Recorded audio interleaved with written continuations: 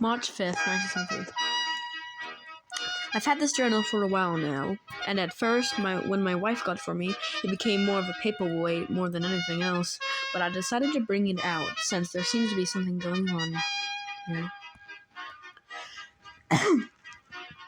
Recently, Topham signed an agreement for this new nuclear power plant the government is building on the Brendam branch between the docks and Sodor. That's going to affect tourism, and that's probably why the big man signed that contract. He's got to remake that money somehow. Diesel engines have been coming more and more often to Vickstown, while steam engines rarely take their trains. When they do take trains from the mainland, they usually are not. It's a shame those engines don't have a place like Sodor to stay. What else? Edward's doing fine, and he's got a similar opinion on me on the power plant. He said it's going to be an eyesore, but he does like the idea of getting more work done. I'm currently waiting at the platform while I'm writing this, so if we spot anything else, I'll write it down in the cab.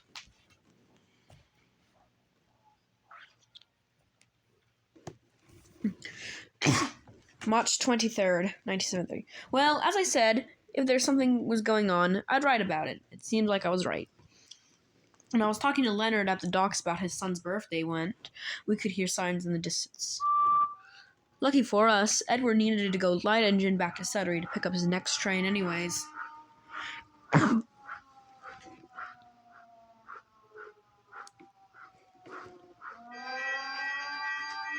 We found out that the sounds of sirens were coming from the power plant, and we saw firefighters speed past us when the line met the roadside.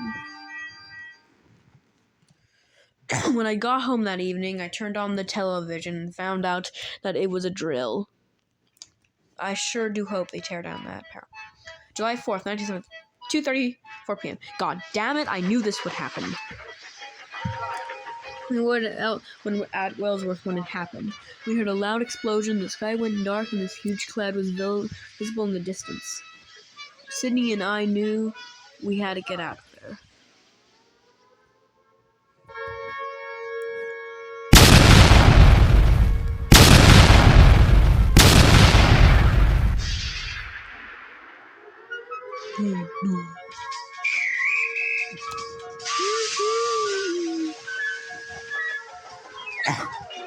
People cleared the platform faster than I've ever seen them before. We knew the shockwave would be coming fast, so we got out of there fast, hoping that Cedric was still in the Thank God he was, because without him we would have been killed. We sped down the line at speeds we had never gone before.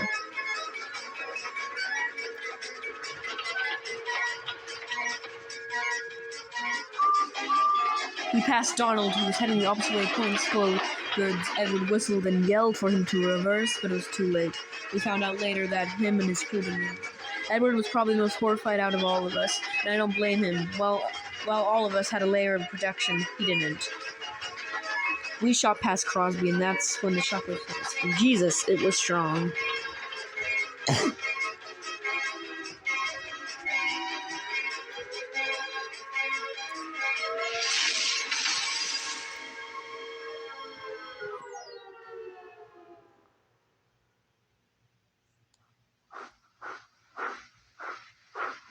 Caused the glass in the carriages to shatter and rocked them side to side. Edward's pony truck derailed on some jam points, but those things didn't stop us. We could feel the heat rising, but we didn't stop until we got to Tidmouth.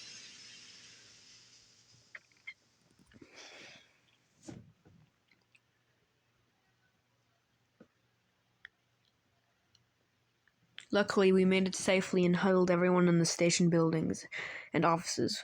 We heard on the radio that the entirety of Brendam was hit by the explosion, and the death toll was unknown. I hope to God that Leonard got out of there alive, but that's a slim chance. Good evening, I'm Dr. Stuart Bailey.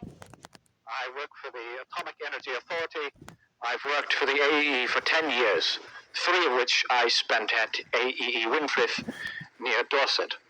I'm joined by my colleagues, Dr. Middleton and Dr. Dodd, both of which are my junior. At about about 2:30 this afternoon, that's July 4th, the power station at Lower Brendam suffered a widespread system failure. Of 4 reactors online, only one is currently operating. The plant is currently running on backup power, with staff attempting to remedy the problem. The amount of radiation vented, or if radiation has been vented at all, is currently unknown. Teams from the Atomic Energy Authority have been dispatched to Lower Brendam to take radiation readings. We urge the citizens of Western Sodor to stay in their homes until the state of emergency is lifted or an order to evacuate is given. Thank you.